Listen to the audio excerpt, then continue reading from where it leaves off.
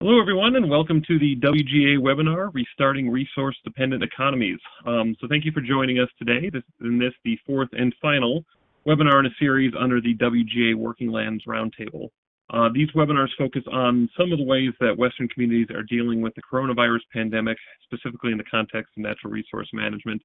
I'm Bill Whitaker. I'm a policy advisor for forest range and invasive species management for WGA. And I'm just take a few minutes here to thank everyone for being here and to go over some logistics about the event. So for those of you who aren't familiar with the Working Lands Roundtable, I'll just give you a little background on that. The Roundtable was officially launched in 2018 following a number of successful natural resource-focused WGA chairman's initiatives. The Roundtable serves in part to continue implementation of those initiatives, but also to examine cross-boundary and multidisciplinary resource management issues. Through the Roundtable, WGA seeks to tap into the expertise of a wide range of resource management and conservation professionals to engage in discussion of large-scale cross-boundary policy solutions that enhance the resiliency of Western working landscapes and the communities that they support. So a few logistics before we get started. The way the webinar is going to flow today is you're an attendee right now. You're joined and you're on mute as an attendee. We're going to start with a panelist presentation, 3 panelist presentations, and then on to a moderated discussion at the end. There's going to be question and answer section in the moderated discussion at the end. And as an audience member, we really encourage you to take part in that. There's 2 ways that you can send us questions. The first is if there's a Q&A feature in this platform. It's a little text bubble looking thing up towards the top. If you click on that, it will allow you to submit questions to the moderator to ask the presenters. And then there's also the attendee chat where you can talk amongst each other and talk to the presenters. So feel free to use that as well throughout this. Today, we're going to be moderated. We appreciate our moderator for joining. It's Laura Schweitzer, the Executive Director of the Council of Western State Foresters and the Western Forestry Leadership Coalition. Laura Schweitzer took over leadership of the Council of Western State Foresters and the Western Forestry Leadership Coalition in August of 2017. She came to these organizations from the Wyoming State Forestry Division, where she served as an assistant state forester overseeing cooperative forestry programs. Prior to that, Laura served as a policy and communications director for the Northeastern Area Association of State Foresters, as well as the director of forest policy for American Forests. Laura also spent 6 years working overseas for the United Nations Food and Agriculture Organization and for the United States Department of Agriculture Foreign Agriculture Service. Laura received her Bachelor of Science in Forestry from the University of California at Berkeley and her Master of Science in Environmental Science and Policy from the Johns Hopkins University. Laura's a wealth of knowledge on all these things and just a great contact for issues on forestry and state forestry, and we really appreciate having her take part in this and having her moderate. So Laura, thanks for being part of this, and I will hand it off to you. Great, thanks, Bill. Can you hear me okay? Loud and clear. Perfect. It's really a pleasure to be here. Thank you so much. I think it's great that you all have set up this webinar to examine some of these critical issues related to rural vitality and well-being. So thanks again. Thinking about this webinar, I think as is often the case, rural communities are just disproportionately hit when we hit economic turmoil, and this has definitely been the case in the midst of COVID. So many places are really dependent on just 1 or 2 primary resources: tourism, timber, and even minor downturns. I think can really wreak havoc. Then you take a major impact like what we're seeing with COVID, and the results are potentially catastrophic. I think we've seen too that COVID is presenting challenges that really go beyond some of our economic challenges. Things like how do we continue social distancing in the midst of also trying to meet collaborative goals? And how do we continue to get work done on the landscape if we struggle to get technical service provision from some of our agencies that may be limited in their activity due to COVID or perhaps have budget cuts? So, really, some pressing questions and the sorts of things we'll be hearing from our panelists today. So, I'm looking forward to hearing from them. That's a good segue to talk a little bit about who you're hearing from. Our first speaker will be Brad Smith, the North Idaho director of the Idaho Conservation League. He's going to be talking a little bit about some of the impacts of COVID on local collaborative work in Idaho. A bit about him: he focuses on protecting public lands, fish, and wildlife in North Idaho. And he represents his organization on a number of local collaboratives that are working to develop consensus based recommendations for the Forest Service. Brad graduated from University of Idaho with a BS in environmental science, and he also holds a master's degree in public policy and administration from Boise State University. Look forward to hearing from you, Brad. Following him, we will hear from Wes McCart. He's the Stevens County, Washington Commissioner. He's going to share some of his knowledge and experience about the sorts of challenges a county like his is facing in the midst of COVID-19 and some of the strategies that they have employed. So, in addition to being a county commissioner, Wes is also a farmer and a committed rural community member with decades of experience with local government, natural resource issues, and other issues that are pertinent to rural places. And Wes shared prior to this webinar with me that never far from his mind are some of the persistent and ongoing challenges associated with ensuring a robust forest product sector in his county and elsewhere. Wes, we're looking forward to hearing from you. And then finally, we're going to be hearing from Jim Neiman. He's the president and CEO of Neiman Enterprises. Jim will be sharing about what's happening in the mills he runs, as well as some of the perspectives he's got about what's happening in the forest products sector generally in the midst of COVID-19.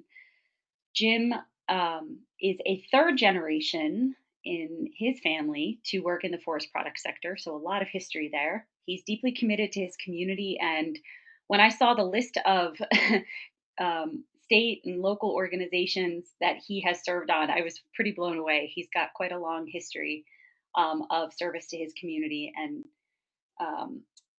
is going to be someone I enjoy hearing from. He graduated from University of Wyoming with a Bachelor's of Science in Range Management and has a minor in Business Administration. So a lot of great experience coming at us from the panelists today. With that, I will go ahead and turn it over. As Bill said, once they are finished, we'll have some time for some Q&A. That's all I've got to say. Brad, please take it away and share some of your thoughts with us. Yeah, thank you, Laura. And I'd like to first start by just thanking the WGA for inviting me to participate today. It's the first time I've been involved in a WGA event, whether it be live or virtual, but I'm definitely honored to have been considered and invited. And today I'm going to talk a little bit about the impact of COVID on collaboration in forest management. So I represent the Idaho Conservation League in 3 different collaborative organizations that are working on national forest management issues in northern Idaho. And the Idaho Conservation League as a whole is involved in 10 different collaborative working groups across the state of Idaho that are working on national forest management issues. And, you know, these groups come together to bring diverse perspectives on national forest management issues. These collaborative groups have representatives of county government, tribal government, the timber industry, recreation, economic development, and citizens at large. And you know, these groups have really become a model for how we can work together to develop consensus-based recommendations that create the social license for the Forest Service to move forward with management of our national forests. And like everything else, of course, the work of these collaborative groups has been affected by COVID. And the 3 that I'm involved in have been affected in different ways. One of those groups has been able to harness, you know, virtual platforms to continue our work, you know, using Zoom or other platforms, we've basically stopped meeting in person, but we met instead through virtual platforms to talk about Forest Service projects and develop our recommendations and our joint comment letters to the Forest Service, and to do to conduct our regular business meetings. But two of the other collaborative groups that I'm involved in, the work has sort of been suspended, and that's because in rural parts of the state, we can be challenged by a lack of access to internet. And even where internet is available, the bandwidth can be insufficient to support the use of virtual platforms like Zoom or GoToMeeting or Skype or what have you. And so the lack of internet access or a sufficient bandwidth in some of these rural locations can really inhibit the ability to work together in the circumstances that we find ourselves in. We also just have some collaborative members that, don't have a computer or don't know how to use some of these platforms or how to use some of this technology. And so in some cases, it's really hindered the ability for these collaborative groups to continue their work and to develop their recommendations on management issues and projects. And consequently, that impacts the Forest Service's ability to get input from these diverse stakeholder groups to develop their projects and move forward with management and projects. So, I think one of the things that we really need to think about as far as collaboration, is that we need to figure out how to revive these efforts where they've been suspended, because I think we may be in this for a while. Certainly, we've seen some states reopening and whatnot, but I think there's still a large degree of uncertainty as far as how this will continue to play out. And different collaborative members have varying degrees of comfort with regard to meeting in person. Some collaborative members would prefer to remain working remotely or engaging remotely just to ensure that they don't catch the virus. And so we have to figure out how to adapt, because we may be in this for a while. And so in thinking about reviving these collaborative efforts, I think it's important to explore programs or opportunities to provide training in how to use some of this technology, how to make information technology available to those who don't have it, how to improve or provide internet access in rural locations, because I think, again, we're going to have to adapt in some situations and some locations to continue to be able to do our work. So that's just a perspective on how COVID has affected some of these collaborative efforts. And I'll just stop there, and we can hear from other presenters, and of course I would take questions as well.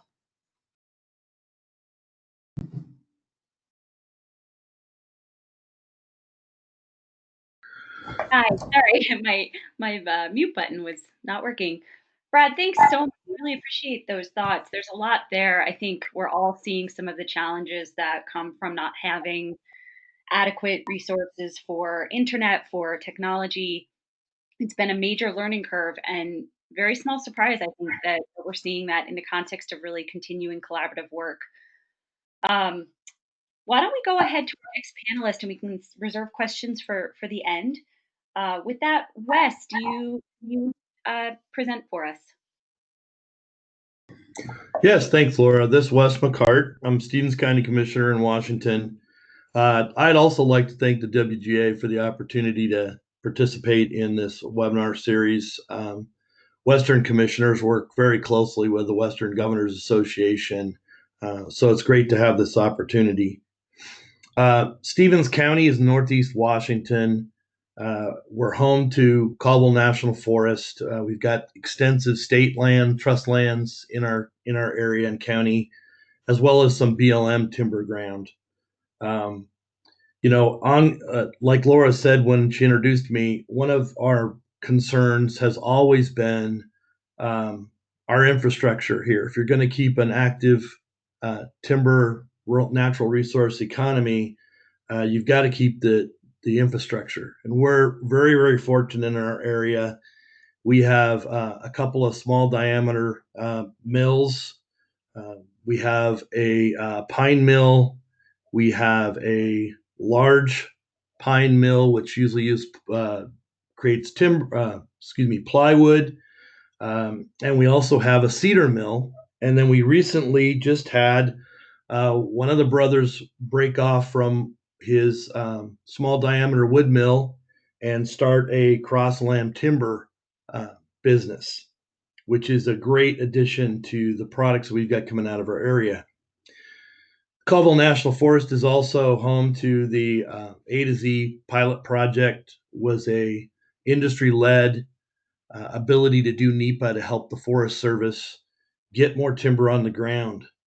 One of the things for lack of a better way of saying it, in the midst of a disaster, timing can be everything. And one of the nice things about the timing that COVID-19 hit us is for the timber industry and forest products business, it hit late winter, early spring. And this is usually the time we have breakup. We got people out of the woods. We got no trucks going on the roads.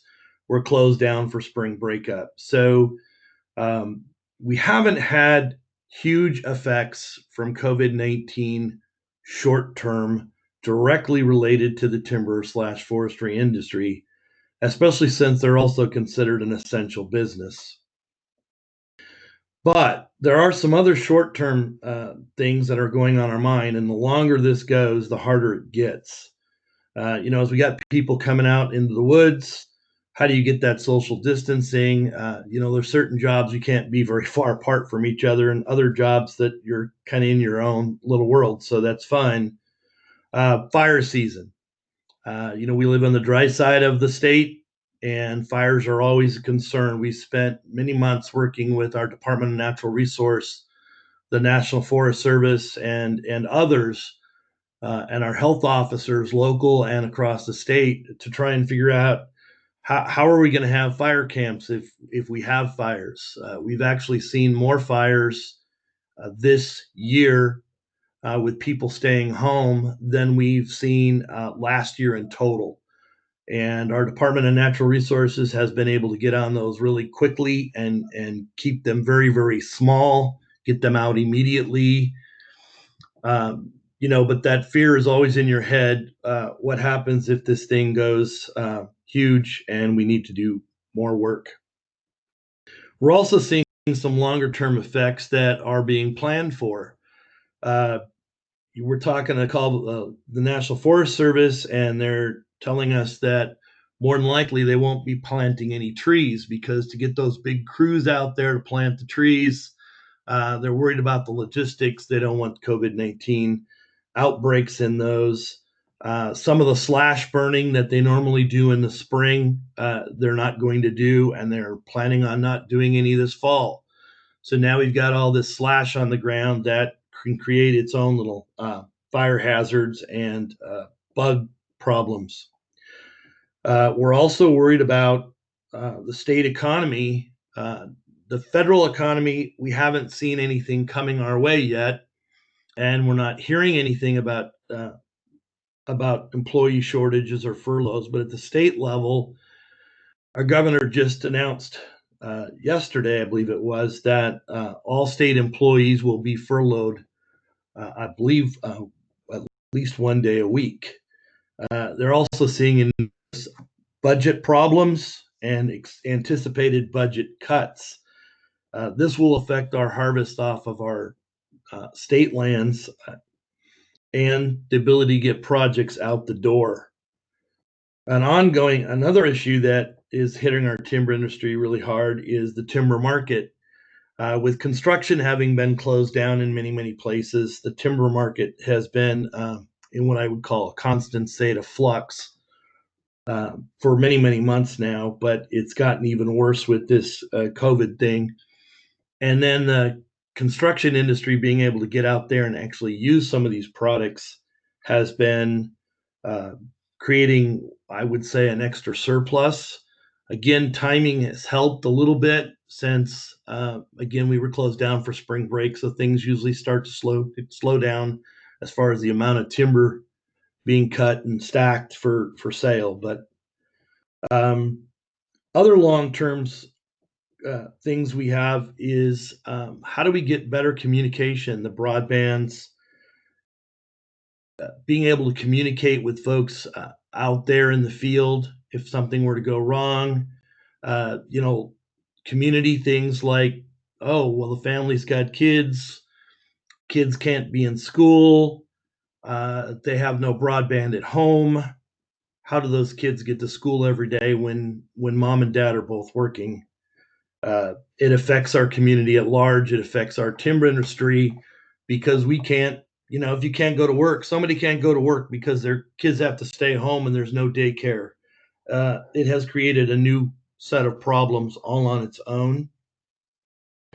And just like Brad was talking about earlier, we have a county commissioner led coalition here or collaboration. We also have another collaborative that has worked on its own for many, many years in our area. And we've been unable to meet with this group. And they have been extensive help in trying to keep projects moving. So we've got quite a few in the pipeline. So again, short term, we're probably not going to be hurting. But the longer this goes on and the harder it gets to be to put more projects on the ground, that's going to really impact our supply chain to the mills. So we need to be working long term on how do we get better communication? Can we have these meetings via Zoom or some other method and keep going with these collaboratives and keep the work going?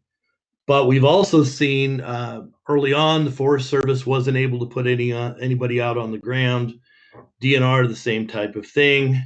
So are we going to be able to get out on the ground and do those items that have to be done that get SEPA and NEPA done and get these projects out the door? The last thing I'll hit on is just the community impact by itself. When any industry is hampered, it affects the entire community. We've had restaurants that were closed. We've had construction that was closed. We've had repair businesses that were closed. Some of these are essential, some of these are not essential. The restaurants were not considered essential.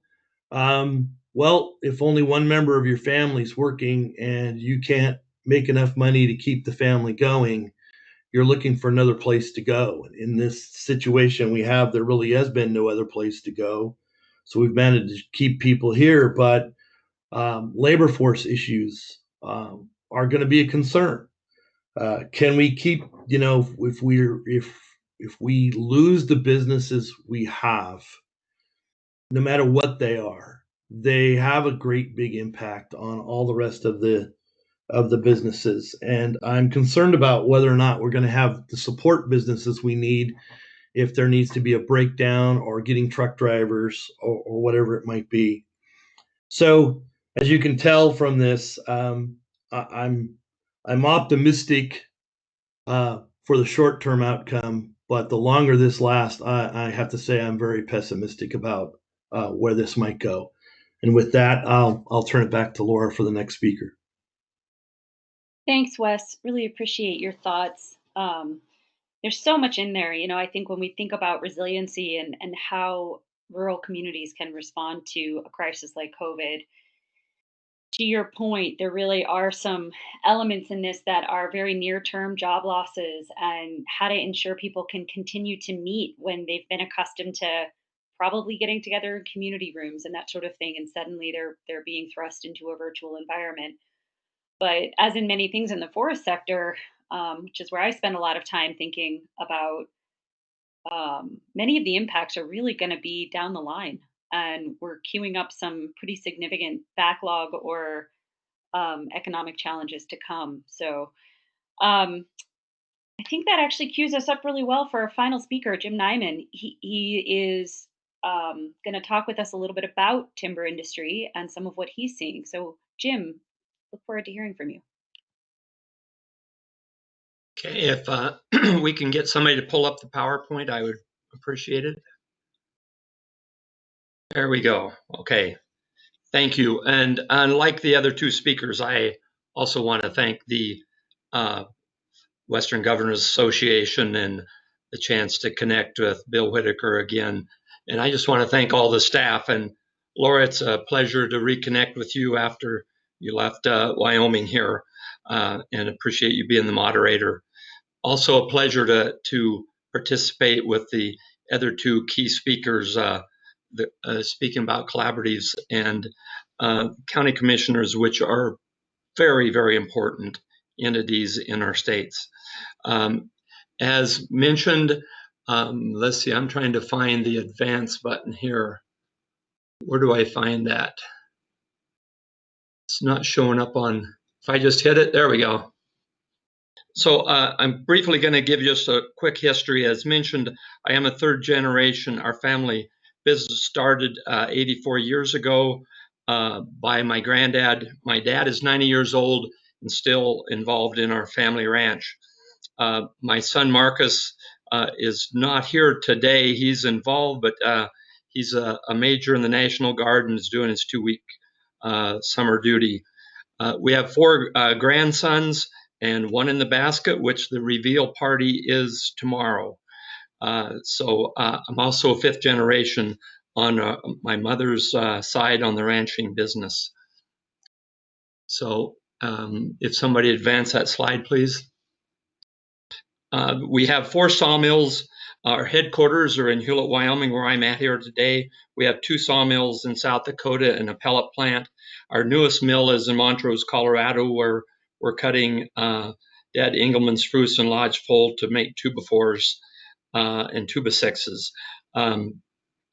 I'm proud to say today that we have 490 direct employees, and we still don't have a case by any of our employees. So next slide, please. For a sawmill to survive and prosper, we need certainty and consistency in the timber supply. The U.S. Forest Service needs a variety of industry partners to manage the forest. They also need a consistent funding stream based on the volume that they've targeted to produce. The Forest Service also needs a strong, dedicated workforce. They are really short right now of personnel. Next slide, please. I'll see if I can figure out, maybe I can advance it with my other deal. I apologize here. So I'm going to talk about the perfect storm. In 1899, the inventory in the Black Hills National Forest had approximately 1.5 billion board feet. In 1999, 100 years later, the inventory was well over 6 billion board feet. Now, due to a very overstocked forest, we have had major forest fires from 2000 to 2010. We also had the largest mountain pine beetle epidemic in the Black Hills from 1997 to 2016. Last year, we had the government shutdown from December of 18 through January of 19. Then a major labor shortage in both of those years in 19 and 20. And now we have the coronavirus. I call this the perfect storm.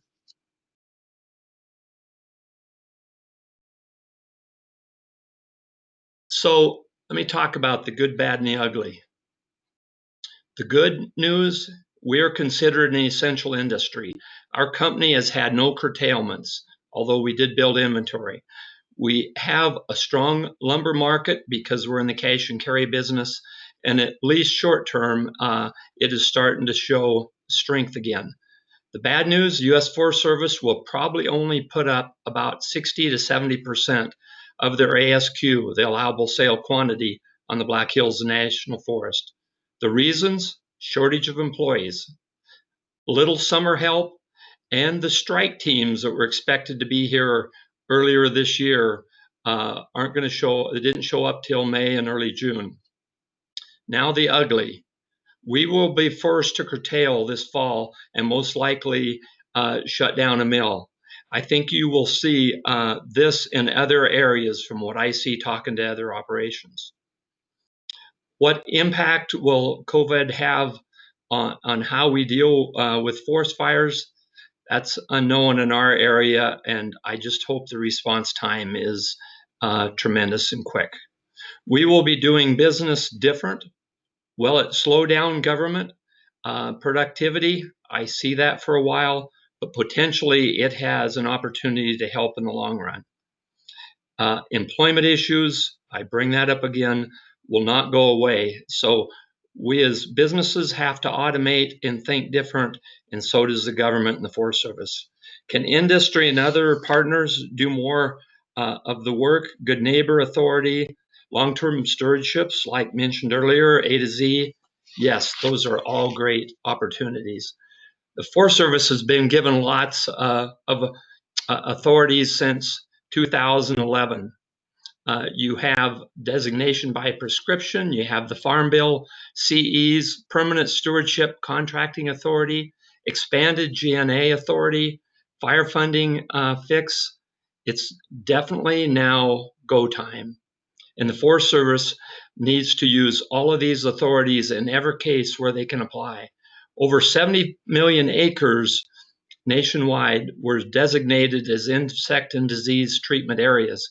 Every project on those acres should be using CEs or streamlined EAs. The entire community which relies on the National Forest System should be helping push for a fix to the cottonwood precedent.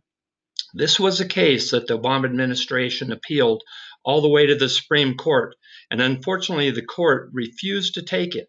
Congress and the administration need to work together on a fix that prevents these unnecessary injunctions. The Forest Service needs to focus on supporting existing forest infrastructure from loggers, truckers, and existing mills. If they can consistently deliver a program of land management and a volume of usable wood fiber, they will attract new operations and investments. If they try to put up a massive project in an area without any infrastructure, we'll see very little success with that approach. Hopefully they have industry on the ground to help in those projects. Everyone should be supporting a major investment of timber and hazardous fuels and road funding as this Congress winds down. These investments will support jobs in rural communities, which frequently have higher poverty rates than rural and suburban urban and suburban areas. So final slide, please. So I look forward to answering any questions as we move on to the section, and just want to thank all of you. Appreciate it. Thanks, Jim. That was really just excellent. I'm hearing some threads here that I think can be a starting point for some of the dialogue I look forward to as well. Everything communities are in so many cases right on the edge of economic disaster. They don't have a lot of give room, and what I'm hearing from each of you is that's coming to the fore right now. We have this pretty intense crisis happening, and everything from a low availability of good technologies and reliable technologies to process hitches to the issues we were already facing in some of the forest management um, obstacles, forest health issues, fire related issues, timber flow. So I think that's a consistent thread here that rural communities are going to struggle to recover in many respects because they're right on the edge. Now, that having been said, something that I think can be hopeful is that we really um, are seeing communities come together. We are seeing communities adapt quickly. I think we heard from Brad, one of the groups he's working with is getting online quickly. So there are some lessons and nuggets that I hope we can come away with today to get us partway to recovering and seeing rural places recover. With that, I'd like to open it up to attendees to ask questions. You can do so via the chat box, and we will have the panelists respond. If we don't get any questions, I've got some that I'll throw out there. But why don't we start with opening the floor? If you don't see the chat box, it looks as though you can might be on the left side. I think I have a different interface here, but yeah, leave the floor open for a minute.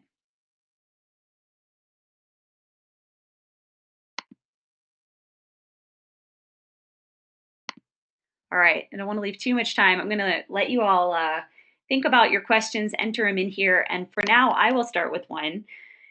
For each of our presenters, actually, I'd be really interested to hear what is one nugget of what you're seeing happen in your community in response to the current COVID issue that you think might persist beyond COVID, something that's really changed, but that's a positive that could actually help communities move forward.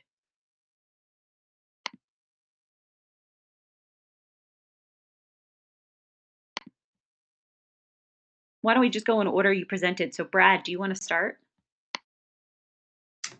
Sure. I was contemplating my answer there.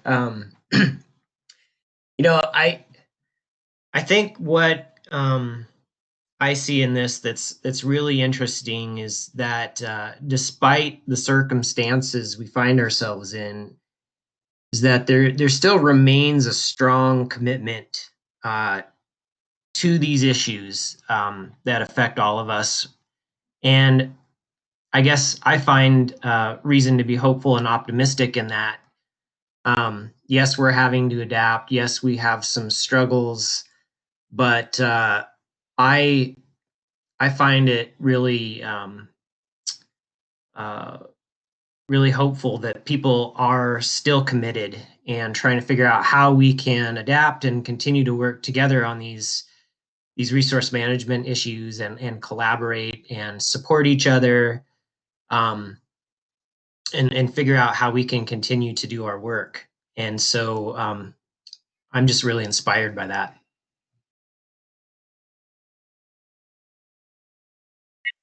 That's great. Thanks so much.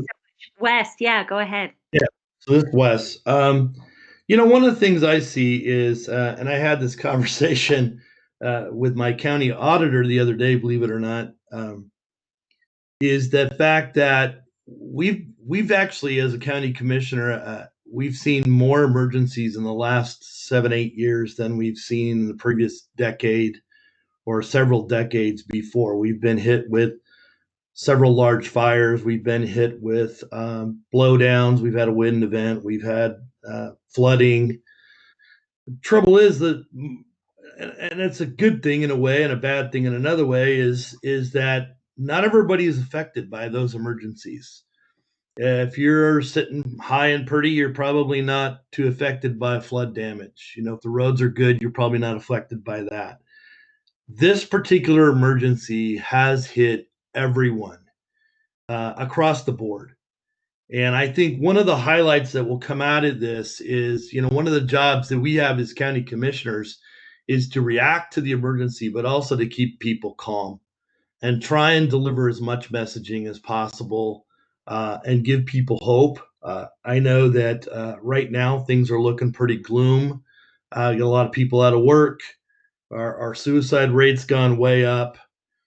But I think when we come out of this and start returning to some semblance of normalcy, you're going to see a community that is stronger for having gone through this, because when we get these other disasters coming in the future, and we will, they're inevitable, I think everyone's going to have a little more compassion for what, in a fire, your timber industry is really hit hard, or in a flood, those folks that live along a stream are really, really hit hard, but it's selective. And I think that empathy moving forward is going to be good for our communities. Thanks, Wes. Yeah, I really like that concept you raised about just the compassion and empathy that we're going to have to carry forward, and hopefully that folks are seeing, as there really are impacts that are being felt pretty inequitably across the country, across rural places. So, Jim, do you have some thoughts you'd like to share on this? Yeah, sure do. We've had a number of stakeholder meetings with all the different ones involved here in the Black Hills, and it's created an opportunity to communicate in a different way. Traditionally, either by meeting in a big round circle as a collaborative group, or by phone. And with some of the more modern ways of connecting, like we are here, then you can see. But it's also important to note, sometimes you do need that face-to-face, eyeball to eyeball, to really hear the full message. So it can't replace, but I'm looking forward. It stimulated us in our small community. So I've got efforts from the governor all the way down to try to put broadband and look to the future for 5G. So this is creating an opportunity to help diversify our small community. So I'm hoping that those are two positives that come out of this. Yeah, thanks, Jim. That's certainly something that I'm hearing a lot about. That obviously what we're facing across the country is so difficult, but there are some great things coming out of it too. I think we're kind of getting shoved into use of new technologies that may, in the longer term anyway, enable greater participation. So I think that is a hopeful thing. We have some terrific questions that have come in. Thank you to those that have submitted these. A first one would be if any of the three panelists could comment on what they see happening on the congressional side. Are there some bills or funding opportunities in the mix that you're hearing about that might provide some assistance to the wood and timber industry, maybe on fuels or roads? Uh, any of you have a comment on that? Yeah, this is Brad Smith. I know that the Great American Outdoors Act has been advancing through Congress, and that will address some of the deferred infrastructure maintenance on public lands. I don't have all the details right in front of me, but I do know that that is moving through Congress, and there are, I believe there's also an infrastructure bill that is, I don't know if it's been introduced and is advancing, but I heard word of that yesterday. This is Jim. There's also some efforts on the cottonwood issue that's being kicked around in a couple areas, and hopefully we will see an individual bill come out on that to solve that. That's a very important issue that I hope each of the governors takes a look at and gives support to, and we can put pressure on Congress to get a solution there. So this is Wes. What I'll say is that I'm not as up on or seeing anything other than the one Brad mentioned in Congress right now. I think more importantly is what Congress has already passed and the administration's been able to do executively, trying to get some of these things on the ground. A couple of years ago, they passed a bill that would allow firefighting not to be directly paid out of Forest Service budget. Now they have this separate fund that they can use for the firefighting efforts, which will allow us to have more people on the ground, getting those projects done and getting that wood to the mill. We've had conversations with the forest chief about implementing some of the streamlining to the NEPA process, the environmental review process. Those are just starting to hit the ground. So I think we had a pretty large flurry of things come through that from the national level and in some cases the states level that would allow things to be put in motion. And right now, I see a great big push to have those implemented. Unfortunately, if employees can't come to work because of COVID-19, that slows down the implementation. So we've got to get some of these tools that are on the ground on the ground. Yeah, thank you all three. I think there's some great thoughts in there. One thing I'll add that's been something my organization is tracking quite closely is some of the efforts related to stimulus funding. There's been a lot of discussion about possibly having another economic stimulus package pass, or a series of packages and tools. Something in particular that I'll mention that the National Association of State Foresters, together with my group, has advocated for are some um, measures to provide relief that wouldn't have to necessarily go through Congress, but would be agency relief. So, Forest Service and some of the provisions they have for enabling states and others to get money out on the ground, whether it's match waivers or just relieving some of the process hurdles that I think we heard about earlier. So, a lot of opportunities there. I think it'll be interesting to see. There's things are moving quickly. Laura, this is Brad. Yeah. I wonder if I might mention a couple other things quickly. I know that Senator Wyden has a bill that I don't have all the details right in front of me, but essentially creates a 21st century conservation corps to go out and do restoration work on public lands that has some merit to it. And another important issue that I think is worth talking about is the issue of secure rural schools. A lot of our rural counties depend on that funding for keeping our schools operating and maintaining county infrastructure. And Wes might jump in here too, but in Idaho, we're expecting obviously declines in state revenue, and anything that can further extend SRS payments, I think, would probably be highly appreciated by some of our rural counties. But also just sort of thinking about a long-term fix for SRS.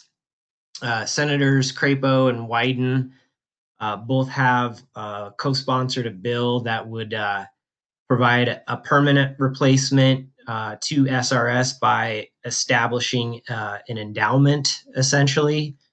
And I think that in this moment, we might consider getting behind that and trying to provide a permanent solution there. So I just wanted to mention those two things as well.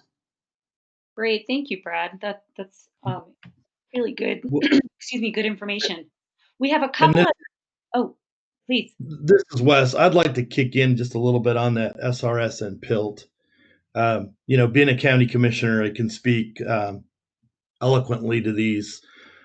PILT funding comes in yearly, and when we do our budgets at a county level, because we're on a regular calendar, many times we're putting that PILT payment in our budgets without ever knowing that the payment in lieu of tax, for those that don't know, PILT payment, whether or not it's going to come. And if that doesn't come, we're in deep trouble by the time we find out. So having some long-term surety, just like any other business would, on that PILT funding is extremely important. Secure rural schools, the other end of that, which goes to road to help keep the infrastructure up to our national forests and other lands. That's huge. We get almost every year we're fighting it because it's a 2-year renewal is what it's been, and we're definitely impacted huge. It helps us keep the infrastructure going. It helps us keep employees on the ground. So, having surety to those and making those long-term programs has been I know the Western Governors Association has supported this. Our National Association of Counties, Western Interstate Region, has greatly worked on this. And every year for the last several years, I've flown back to DC specifically to lobby on those issues. Great. Thanks, Wes. Thanks for those thoughts there. I want to be sure that we get to a couple of other questions that have come in. I think we've got some really good ones here. Jim, maybe you can respond to this next one. What are you seeing happen with demand for single family homes? Is there any data to show that the combination of COVID and low mortgage rates is increasing, decreasing demand? Yes, can you hear me okay? I think I've unmuted here. You sound great. What you've seen on housing kind of a immediate withdrawal for a while, but what I'm seeing and hearing is that the demand is reoccurring. If you go back to January, February, we were anticipating one of the best markets for quite a few years. There was a huge amount of optimism until COVID set in. So you had an interruption, and now what I'm hearing, those numbers are going right back up. In our area here, in the Black Hills, housing is actually increasing and going up, and it's not necessarily first-time single-family home buyers.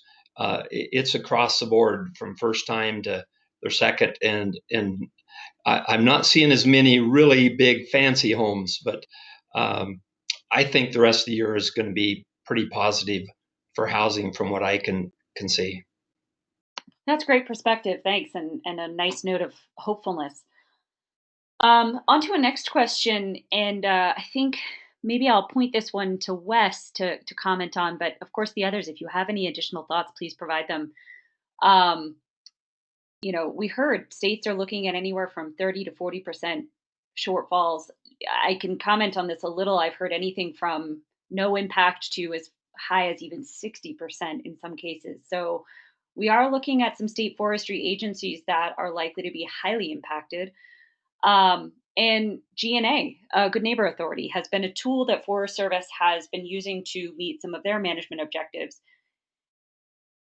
Are there thoughts about ways that external groups can be helping state forestry agencies to have the ability, the resources they need to carry out land and fire management objectives, help to support Good Neighbor Authority activities?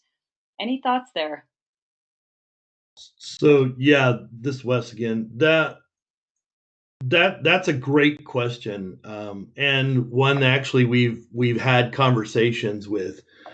We have a good working relationship with our DNR, local DNR folks, and our local Forest Service folks.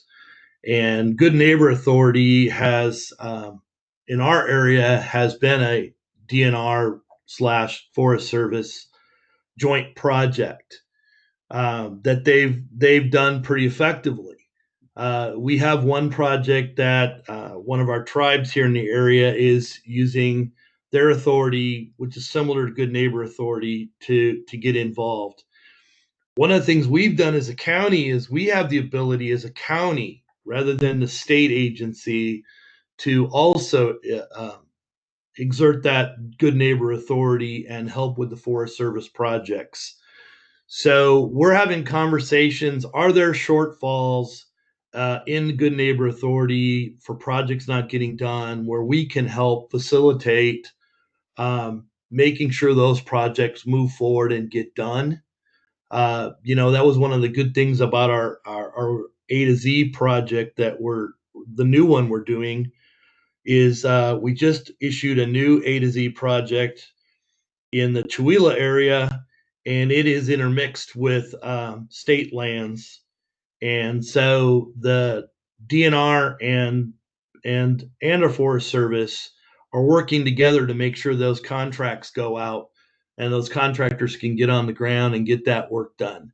So how do we do the joint SEPA NEPAs? How do we get that done quicker? A lot of that work is being done through the contractor of the Good Neighbor Agreement, and we're helping where we can. Laura, this is Jim. If I could comment on that, I would sure hope and encourage both the state and federal government, the Forest Service, to work just as closely as they can together, and hopefully have the insight to make up any shortfalls. Those forests that have work in the pipeline won't see their impacts till next year or the following year. But I would hope those that are short, like we are, have the insight to look ahead and make up for those shortfalls, so that consistency can be brought forward. In the state of Wyoming, they appropriated funds last year for GNA, Good Neighbor Authority, and additional personnel to work with the Forest Service and help out. So I'm hoping that's one of the benefits that come along. Yeah, that's a great point. Both Wes and Jim, thank you. I think that could be, you might have just pointed to one of the nuggets that could come away from this, which is more than ever. I think we already have seen in recent years, especially, that no one does it alone. And agencies are increasingly having to look to one another, whether it's for capacity or funding or authorities. And I think in many respects, crisis is driving that to an ever greater level. So I'm going to turn, we have a time for maybe one more question. And let me look here to the chat box. Let's see. So, how about somebody's asked about rural broadband? I think this has come up in a few different presentations. And apparently, let's see. So, Secretary Perdue announced a Forest Service broadband initiative in the last week. There aren't a lot of details yet, but are any of you aware of that proposal or others that may be coming forward, say in the coming year, coming few months?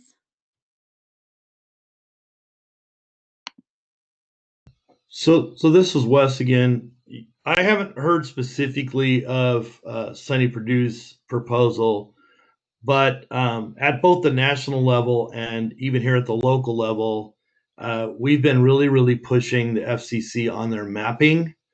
And I had the opportunity last week to talk to the Chairman Pai of the FCC, and push the idea that we're considered 100% covered.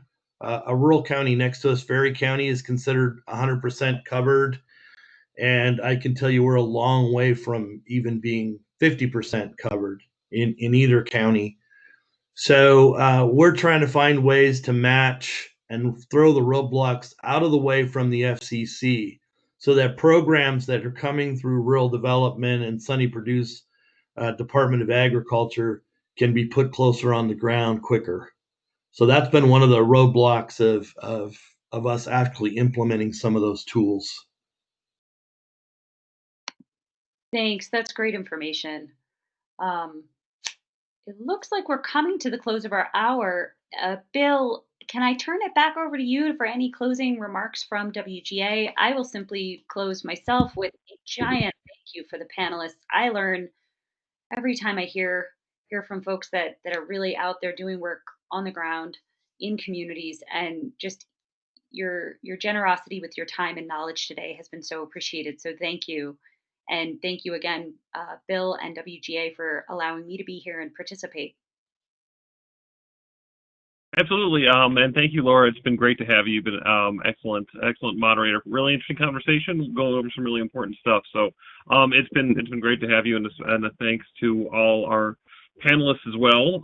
Really great conversation. It's been wonderful to have you on, and thanks to everyone who's. This is the end of the road for us for a series of 4 webinars we've had on COVID-19. It's been really interesting to see the different ways that, as Wes mentioned earlier, this is kind of unique in that this is a disaster that's really affecting everybody. So it's been interesting to see how this affects everybody and the creative ways that people are working to overcome this. So it's been fascinating, and I'm really glad that you could be part of this conversation. And for the audience members, I'm glad you could take part of this. This, like all our other webinars at WGA, will be recorded, so and available online. So if you want to watch it again or share it with people in your network, please go to the WGA YouTube page, and it'll be available there by later this afternoon. But with that, I would just like to thank everybody for taking part today, and it's been a great webinar. So thanks, everyone.